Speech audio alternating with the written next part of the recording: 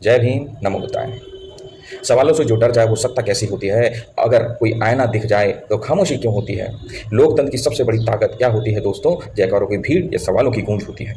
दोस्तों, आज जो वीडियो पूरी दुनिया में वायरल हो रहा है उसने सिर्फ पीएम मोदी की फॉरेन विजिट ही नहीं बल्कि इंडिया की democracy, media freedom, economy, international image पर भी बहुत बड़ा सवाल खड़ा कर दिया है।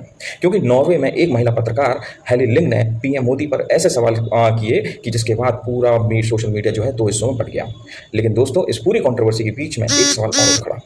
वो सवाल सिर्फ अपोजिशन ही नहीं बल्कि आम जनता भी पूछ रही है। सवाल यह है कि जब देश में पेट्रोल रिजर्व को लेकर बहुत बड़ी चिंता जताई जा रही है, लोगों से कहा जा रहा है कि जरूरत हो तभी ट्रैवल करें, गोल्ड कम खरीदें, ऑयल का इस्तेमाल कम करें, चाहे खाने का हो चाहे गाड़ियों में जलाने का, लग्जरी स्पेंडिंग्स को अवॉइड करें। और तो ऐसे समय में इतनी बड़ी फॉरेन विजिट जो ज़रूरी थी, और अब ये बात सोशल मीडिया पर जमकर वायरल हो रही है। लेकिन पूरा मामला समझते हैं। पहले प्रधानमंत्री नरेंद्र मोदी जो है नॉर्वे पहुंचे। 43 साल बाद कोई इंडियन प्राइम मिनिस्टर नॉर्वे गया था।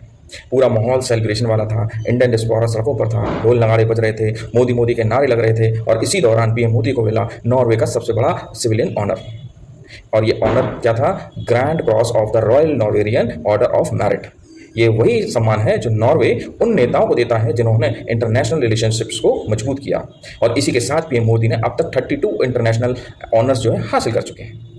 लेकिन दोस्तों, इस सिर्फ दौरे में सिर्फ जो है अवार्ड और स्पीचेस की बात नहीं हुई। इंडिया और नॉर्वे के बीच कई बड़ी डील्स और पार्टनरशिप भी साइन हुई। दोनों देशों ने green energy, offshore wind, clean shipping and green hydrogen sectors में पार्टनरशिप बढ़ाने की भी बात की।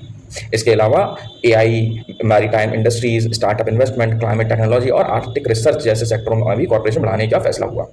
मतलब डिप्लोमेसी और बिजनेस के हिसाब से देखें तो ये विजिट काफ़ी इंपॉर्टेंट मानी जा रही है। लेकिन दोस्तों, यहीं पर जनता का दूसरा सवाल ये होता है, क्योंकि कुछ समय पहले देश भर में लोगों से अपील की गई थी, बेवजह विदेश यात्रा कम करो, कोल इंपोर्ट कम करो, फ्यूल बचाओ, कुकिंग ऑयल का इस्तेमाल कम करो, लग्जरी स्पेंडिंग को रोको, रिसोर्सेज बचाओ, इकोनॉमिक प्रेशर्स को समझें। और इसकी वजह बताई गई थी इंडिया के स्ट्रैटेजिक पेट्रोलियम रिजर्व लिमिटेड है। क्रूड ऑयल इंपोर्ट पर डिप्लोमेसी जो है वो डिपेंडेंसी बहुत ज़्यादा दिखाई जा रही थी। ग्लोबल टेंशन बढ़ रही है, इकोनॉमी का प्रेशर लगातार बढ़ता जा रहा है, रुपया गिर रहा है, यानी सरकार खुद से लोगों से सेक्रीफाइस मांग रही है। और अब ये लोग पूछ रहे हैं कि आम जनता से कहा जा रहा है कि तेल का इस्तेमाल कम करो, विदेश यात्राएं कम करो, खर्चे कम करो। तो सिर्फ सरकार इतनी बड़ी फॉरेन विजिट क्यों जरूरी थी, वो भी इस समय? और तो और दोस्तों, यही एंगल इस पूरे मुद्दे को और ज़्यादा एक्सप्लोसिव बना रहा है, क्योंकि एक तरफ आम आदमी पेट्रोल डीजल के दामों को बढ़ता देख महंगाई झेल रहा है, खाने तक के तेल में कटौती कर रहा है, और दूसरी तरफ हमारे प्रिय प्रधानमंत्री नरेंद्र मोदी जो है विदेश दौरे, समिट्स और ग्रैंड इवेंट्स की तस्वीरें वायरल हो रही हैं। अब सपोर्टर्स कह रहे हैं कि प्रधानमंत्री की फॉरेन विजिट जो है इन्वेस्टमेंट लेके आती है, इंटरनेशनल डील्स फ्यूचर इकोनॉमी के लिए सच में जरूरी है। ग्लोबल डिप्लोमेसी से ही इंडिया स्ट्रॉन्ग बनेगा। लेकिन बात ये गलत भी नहीं, क्योंकि नॉर्वे विजिट में क्लीन एनर्जी, शिपिंग और टेक्नोलॉजी सेक्टर में फ्यूचर इन्वेस्टमेंट की बातें हुई। लेकिन क्रिटिक्स से पूछ रहे हैं कि अगर इकोनॉमी पर इतना प्रेशर है तो क्या प्रायोरिटी जनता की राहत होनी चाहिए या इंटरनेशनल इमेज बिल्डिंग की? Prime Minister Modi, why don't you take some questions from the freest press in the world? और इसी बीच नॉर्वे में वो मोमेंट हो गया जब पत्रकार हेली लिंग ने पीएम मोदी से ये सवाल पूछ लिया, why don't you take questions from the freest press in the world? मतलब आप दुनिया की सबसे आजाद प्रेस से सवालों से बचते क्यों हैं? दूसरा सवाल, आप अपने देश में ह्यूमन राइट्स वायलेशन पर कुछ बोलते क्यों नहीं? बस यही सवाल जो थे दुनिया की पूरी अटेंशन बदल दिया। अवार्ड सारे पीछे छूट गए, डीलें पीछे छूट गई, इन्वेस्टमेंट टॉक्स पीछे छूट गई, और दुनिया में सिर्फ उसी 10 सेकंड का वीडियो क्लिप जो है वो वायरल हो गई और इस पर बातें होने लगी। क्योंकि कैमरे में दिख रहा था हमारे जो प्राइम मिनिस्टर मोदी जो हैं वो बिना कुछ जवाब दिए चुपचाप आगे मुंह लटका के चले गए। अब सपोर्टर्स बोले कि हर सवाल का जवाब देना जरूरी नहीं है, लेकिन क्रिटिक्स का कहना यह है कि लोकतंत्र में सवालों से बचना एक गलत मैसेज देता है, और यहीं से शुरू होता है असली बवाल। I am wondering, as we strengthen our partnership, why should we trust you? Can you promise that you will try to stop the human rights violations that goes on in your country? And also, will the Prime Minister start taking critical questions from the Indian press at some point in the future? And also, if possible, I would like you to answer straight away. We are a civilizational country of 5,000 years old. Continuous civilization. Contributed immensely to the world. You look around. You see an India connect everywhere in the world. India has, the numbers which you see on your phones. It is originated in India. Shunya, zero, originated in India. Chess, originated in India.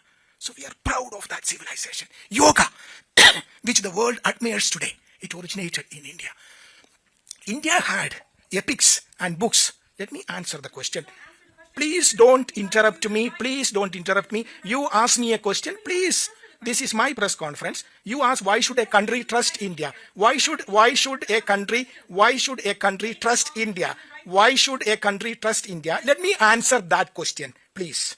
So India is a civilizational country which has something unique which it offered to the world, and it continues to offer to the world. Okay. So let me come back to the COVID which I mentioned. The whole world had suffered from COVID. What did we do? We didn't hide in the cave. We didn't say that we don't help the world. We came out offering helping hand to the world. That brings trust. That brings trust. And I'm very happy that that trust is appreciated by the world. We supplied vaccines to more than 100 countries. That brings trust. That brings confidence for the world. Second, we supplied medicines to 150 countries. That brings trust. And that is why the world is trusting us. Let me give you an example.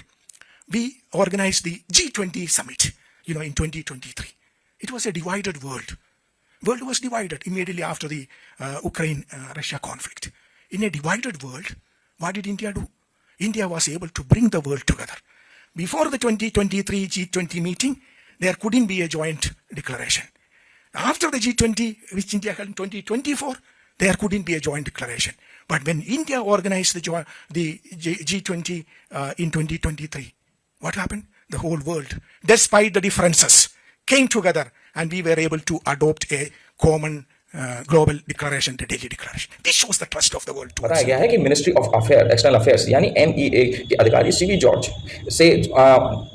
ने उस journalist को अलग से briefing के लिए बुलाया, लेकिन वहां भी वो जर्नलिस्ट चुप नहीं रही। उसने सीधा सवाल पूछे कि नॉर्वे इंडिया पे भरोसा क्यों करे, पहला सवाल। दूसरा सवाल कि क्या इंडिया ह्यूमन राइट्स वायलेशन रोकेगा? क्या प्रधानमंत्री नरेंद्र मोदी कभी भारतीय मीडिया के तीखे सवालों का सामना करेंगे? अब दोस्तों, अगर आपने वो क्लिप देखे होंगे तो वहां माहौल प्रेस कॉन्फ्रेंस जैसा बिल्कुल नहीं था। जर्नलिस्ट बार बार बोल रही थी, please answer directly, come to the point, why are you avoiding the questions? और दूसरी तरफ हमारे MEA के अधिकारी सीबी जॉर्ज इंडिया की डेमोक्रेसी पे बात कर रहे हैं, कॉन्स्टिट्यूशन पे बात कर रहे हैं, योगा पे बात कर रहे हैं, सिविलाइजेशन पे बात कर रहे हैं, ग्लोबल कंट्रीब्यूशन की बातें कर रहे हैं, लेकिन सीधा आंसर नहीं दिया। क्योंकि कुछ लोग बोले कि डायरेक्ट सवाल था, डायरेक्ट जवाब क्यों नहीं दिया जा, और फिर सोशल मीडिया पर मीम्स की बाढ़ आ गई। वहीं कुछ फेमस यूट्यूबर्स हैं जैसे ध्रुव राठी हैं, उन्होंने कहा कि इंटरनेशनल एम्बैरेसमेंट कहा इस मूवमेंट को। वहीं राहुल गांधी जी ने तंज कसते हुए कहा कि जब छुपाने के लिए कुछ नहीं होता तो डर भी नहीं होता। वहीं महुआ मोइत्रा ने उस जर्नलिस्ट को थैंक यू तक बोल दिया। लेकिन दूसरी तरफ बीजेपी जो सपोर्टर्स हैं और कई लोगों ने जर्नलिस्ट पर सवाल उठाने शुरू कर दिए, और किसी ने कहा कि फॉरेन एजेंडा है, किसी ने कहा इंडिया को बदनाम करने की कोशिश है। अब सवाल बड़ा और हो गया, और सवाल ये है कि दोस्तों, ये क्या फॉरेन जर्नलिस्ट ने ऐसे सवाल पूछने चाहिए थे, या सिर्फ ये एक अटेंशन पाने का एक तरीका था? और दूसरे लोग तो जो कह रहे हैं कि क्या इकोनॉमिक प्रेशर के समय इतनी बड़ी फॉरेन डिप्लोमेसी ज़रूरी थी? क्या जनता को सिर्फ स्पीचेस नहीं सुनाई रही? वो कंपेयर भी कर रही है। एक तरफ तो सेक्रीफाइस की अपील चल रही है, और दूसरी तरफ इंटरनेशनल टूर्स, एक तरफ महंगाई और दूसरी तरफ ग्रैंड डिप्लोमेसी, और इसी कंपैरिजन ने इस पूरे मुद्दे को वायरल बना दिया। लेकिन अब एक ज़रूरी बात यह है कि दोस्तों, एक सवाल ने पूरा नैरेटिव बदल के रख दिया। अवार्ड्स पीछे छूट गए, डील्स पीछे छूट गई, डिप्लोमेसी पीछे छूट गए, यानी सब कुछ जो इंपॉर्टेंट पॉइंट्स है सारे सब कुछ पीछे छूट गया। लेकिन दुनिया सिर्फ उसी वायरल क्लिप की बातें कर रही है। और दोस्तों, अब आपको क्या लगता है, ये सिर्फ एक पॉलिटिकल प्रोपेगेंडा है, या फिर लोकतंत्र में सवाल पूछना जरूरी है? क्या इकोनॉमिक प्रेशर के समय ऐसी फॉरेन विजिट सही हैं? दोस्तों, ये कोई मैं उठा के इधर उधर से कोई बातें नहीं कर रहा, कोई मतलब व्हाट्सएप मीडिया को लेके कोई बात नहीं कर रहा। ये सारी जो क्लिप्स हैं या वीडियोज जो हैं वो दिखाई गई फैक्ट्स हैं। The Hindu, Hindustan times, India today, BBC जैसे बड़े नेशनल और इंटरनेशनल मीडिया की रिपोर्ट्स पर आधारित हैं। अब सवाल ये है कि अगर ये सब झूठ है तो पूरी दुनिया में ये मुद्दे वायरल क्यों हो रहे हैं?